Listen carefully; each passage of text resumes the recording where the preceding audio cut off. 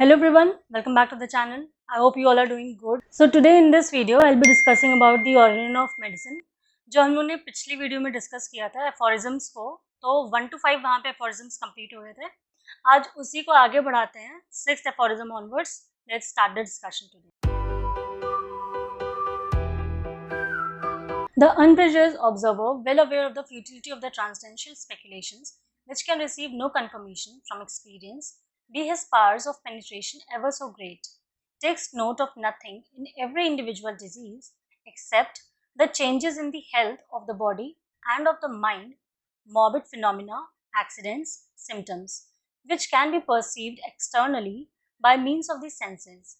That is to say, he notices only the deviations from the former healthy state of the now diseased individual, which are felt by the patient himself, remarked by those around him, and observed by the physician. All these perceptible signs represent the disease in its whole extent. That is, together they form the true and only conceivable portrait of the disease. तो इस 6th aphorism में Hahnemann sir ने physician की quality बताई है, that is, he should be the unprejudiced observer. उसे अगर कोई भी पेशेंट आ रहा है उसके पास, तो उसे पहले से ही सोच के नहीं रख लेना है कि उस पेशेंट में ये होगा वो होगा, या उसे देखते ही नहीं अज्यूम कर लेना है कि उसमें क्या प्रॉब्लम हो सकती है. ऑल्सो इस लाइन में ये लिखा हुआ है, ऑल्सो इस अफोरिज्म में ये लिखा हुआ है कि वो जब भी देखता है किसी भी पेशेंट की हिस्ट्री लेता है, तो उस हिस्ट्री में वो क्या नोटिस करता है, क्या हमें लेना चाहिए उस पेशेंट में. तो he takes note of nothing in every individual disease except the changes in health of the body and of the mind. तो यहाँ पे वो हेल्थ के जो चेंजेस हो रहे होते हैं उसे कंसिडर करता है. हेल्थ में दैट इज वो कैसे मैनिफेस्ट होता है, उसके माइंड में क्या चेंजेस है, मॉर्बिड फिनोमिना क्या क्या हुई है, एक्सीडेंट्स कोई हुए और क्या क्या सिम्टम्स आए हैं, उनको हम लोग को कंसिडर करना है. जो चेंज हुआ है हेल्थ में वो हमें कंसिडर करना है. That is to say he notice the deviation from former healthy state of the now disease individual. वो जो डेविएशन हुआ है, दैट इज जो चेंज हुआ है हेल्दी स्टेट से डिजीज स्टेट में, उस डेविएशन को हमें कंसिडर करना है एंड उसी से हमें पता चलेगा कि हमारी मेडिसिन क्या है. ऑल्सो ये जो चेंजेस हैं जो हैनीमन सर बता रहे हैं कि हमें नोटिस करना है, ये चेंजेस जो है वो पेशेंट खुद बताएगा. ऑल्सो जो उसके साथ अटेंडेंट आया है वो उनको बताएगा, और फिजिशियन की खुद की भी क्वालिटी होनी चाहिए कि वो उन चेंजेस को, उन डेविएशंस को खुद से ही वो ऑब्जर्व भी करे या खुद परसीव करे. जैसे टेम्परेचर ले ले, बीपी ले ले, हार्ट रेट, तो ये जो है हम लोग खुद देखेंगे. ठीक है, फिजिशियन खुद देखेगा. ऑल्सो डेविएशन जो है वो खुद देखेगा. लाइक किसी को बहुत ज़्यादा स्वेटिंग हो रही है तो वो पूछेगा कि आपको पहले भी ऐसी ही स्वेटिंग होती थी, या किसी को बहुत ज़्यादा एनजाइटी होगी, फिजिटी हो रही है, उसका बाद बार बार हाथ ऐसे कर रहा है या पैर हिला रहा है. तो ये सारे चेंजेस भी आपको देखने हैं. ये फिजिशियन की ड्यूटी है टू ऑब्जर्व. एंड यही जो चेंजेस हैं, these forms the true portrait of the disease. They form the true and only conceivable portrait of the disease. Further जो है फुटनोट है इसमें एफोरिज्म में, तो इस फुटनोट को पढ़ते हैं एंड इसे समझते हैं. ऑल्दो ये बहुत ही इजी फुटनोट है, तो let's get into it. I know not, therefore, how it was possible for physicians at the sick bed to allow themselves to suppose that, without most carefully attending to the symptoms and being guided by them in the treatment, they ought to seek and could discover only in the hidden and unknown interior what there was to be cured in the disease, arrogantly and ludicrously, pretending that they could, without paying much attention to the symptoms, discover the alteration that had occurred in the invisible interior and set it to rights with unknown medicines, and that such a procedure as this could alone be called radical and rational treatment. Rational treatment तो ये कहते हैं. तो यहाँ पे उन्होंने बोला है हैनीमन सर ने कि उस टाइम के जो फिजिशियंस हैं वो क्या करते थे उनके बारे में बताया है. तो उस टाइम के जो फिजिशियंस हैं वो बेड साइड जाके बहुत ही इरैशनली, बिना किसी लॉजिक के, बिना किसी एफर्ट्स के, वो ऐसे ही बता देते कि इस पेशेंट को ये हुआ है, एंड फिर उसको मेडिसिन से which he has quoted to be unknown medicine, उससे ट्रीट करते थे to set him right. Is not then that which is cognizable by the senses in diseases through the phenomena it displays the disease itself in the eyes of the physician, since he never can see the spiritual being that produces the disease, the vital force, nor is it necessary that he should see it, but only that he should ascertain its morbid actions, in order that he may thereby be enabled to cure the disease. What else will the old school search for in the hidden interior of the organism as a prima causa morbi, whilst they reject as an object of cure and contemptuously despise the sensible and manifest representation of the disease, the symptoms that so plainly address themselves to us. What else do they wish to cure in diseases but these? Hahnemann sir ने जो aphorism है 6 उसको further explain किया है कि अगर हम लोग उनके सिम्टम्स को, डेविएशंस को नहीं कंसिडर करें तो फिर हम लोग कैसे कंसिडर करें कि उसकी क्या स्टेट हुई है. We can not see the spirituality, हम लोग उसके अंदर जाके नहीं देख सकते हैं कि क्या चेंजेस हुए हैं, जबकि हम लोग उसको सिर्फ साइन एंड सिम्टम्स से ही रीड कर सकते हैं. बल्कि हमें डिजीज़ के डीप रूट पर ना जा करके बस ये देखना चाहिए कि वो क्या एक्शंस ला रहा है, बॉडी में क्या डिविएशंस ला रहा है, एंड उनको कंसिडर करके डिजीज़ को क्योर करना चाहिए. और फिर उसके आगे उन्होंने ओल्ड स्कूल के बारे में लिखा है. तो ओल्ड स्कूल में उन्होंने यही लिखा है कि ओल्ड स्कूल उसके अलावा और क्या सर्च करेगा एज अ प्राइमरी कॉज मोरबाई. इसको और क्या वो प्राइमरी कॉज सर्च कर सकता है जब वो उसके मैनिफेस्टेशंस को, दैट इज जो साइन एंड सिम्टम्स के फॉर्म में मैनिफेस्ट हो रहा है, उसको रिजेक्ट कर रहा है, तो उसके अलावा वो और क्या सर्च करेगा और फिर कैसे उसको ट्रीट करेगा. That is all in the footnote of the sixth aphorism. Now, as in a disease from which no manifest exciting or maintaining causa occasionalis has to be removed, we can perceive nothing but the morbid symptoms.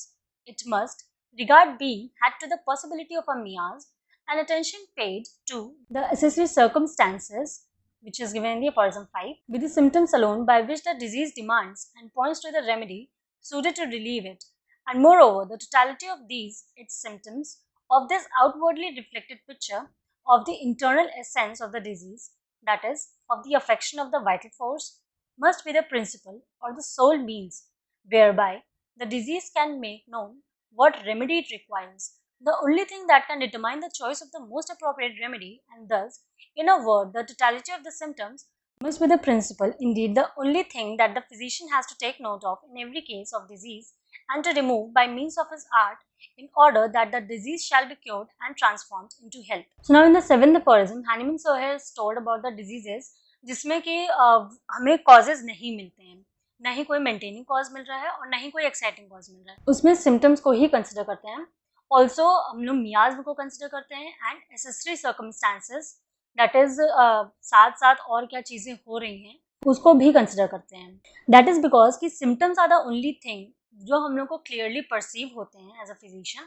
Also symptoms जो है वो बहुत ही clearly indicate करते हैं कि disease क्या है, also कि उसमें कौन सी मेडिसिन रिक्वायर्ड है फॉर द ट्रीटमेंट. इस एफोरिज्म में, सेवेंथ एफोरिज्म, ये इंपॉर्टेंट है क्योंकि इसमें सिम्टम्स की डेफिनेशन दी गई है. That is, it is the outwardly reflected picture of the internal essence of the disease, that is of the affection of the vital force. That is जो भी हमारी डिजीज कंडीशन हुई है इंटरनल एसेंस में, उसकी outward reflection ही symptoms हैं, और vital force में जो अफेक्शन आए हैं that is also represented by the symptoms only. That is हमारा जो सोल एम है, जो प्रिंसिपल एम है हमारा, वो है कि हम सिम्टम्स को कंसिडर करें, उन सिम्टम्स की एक टोटलिटी बनाएं, हम अपनी मेडिसिन की तरफ पहुंचें. इस एफोरिज्म में भी फुटनोट है, तो पहले उसको डिस्कस कर लेते हैं. It is not necessary to say that every intelligent physician would first remove this where it exists. The indisposition thereupon generally ceases spontaneously. He will remove from the room strong smelling flowers which have a tendency to cause syncope and hysterical sufferings. Extract from the cornea the foreign body that excites inflammation of the eye. Loosen the overtight bandage on a wounded limb that threatens to cause mortification and apply a more suitable one. Lay bare and put a ligature on the wounded artery that produces fainting. Endeavor to promote the expulsion of by vomiting of belladonna berries, etc., that may have been swallowed.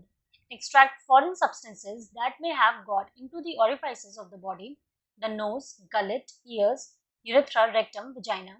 Crush the vesical calculus, open the imperforate anus of the newborn infant, etc. तो इस seventh aphorism के first paragraph of footnote में यहाँ पे Hahnemann sir ने बताया है कि जो भी कॉजेज हैं जो बहुत ही माइल्डली कंट्रीब्यूट करते हैं for the unwell of the human being, but they do contribute, and बहुत ही स्टूपिड कॉजेज होते हैं जिसको हम लोग रिमूव कर सकते हैं. That is causes which are avoidable but they cause the suffering of the person. तो हमें इन कॉजेज को रिमूव करना चाहिए, देयरफॉर इससे सफरिंग अपने आप ही रिमूव हो जाएगी। जैसे कि अगर किसी को स्ट्रॉन्ग फ्लास से एलर्जी है तो स्ट्रॉन्ग फ्लास हटाएं, अगर किसी की आँख में कुछ चला गया है तो मेडिसिन ना देकर के पहले उसकी आँख में जो गया है उसे तो निकालो, या फिर किसी को बहुत टाइट बैंडेज हुआ है, फ्लो एकदम ही रोक दिया गया है, टाइट इतनी टाइट बैंडेजिंग कर दी गई है, तो उसको लूजन अप करो, फिर से बांधो सही से। तो ये सारी जो चीज़ें हैं विच इज़ अवॉइडेबल, तो इनको करने से हम अपनी सफरिंग्स को कम कर सकते हैं। These are the only indispositions and यही उन्होंने एक्सप्लेन किया है in the first paragraph of the footnote.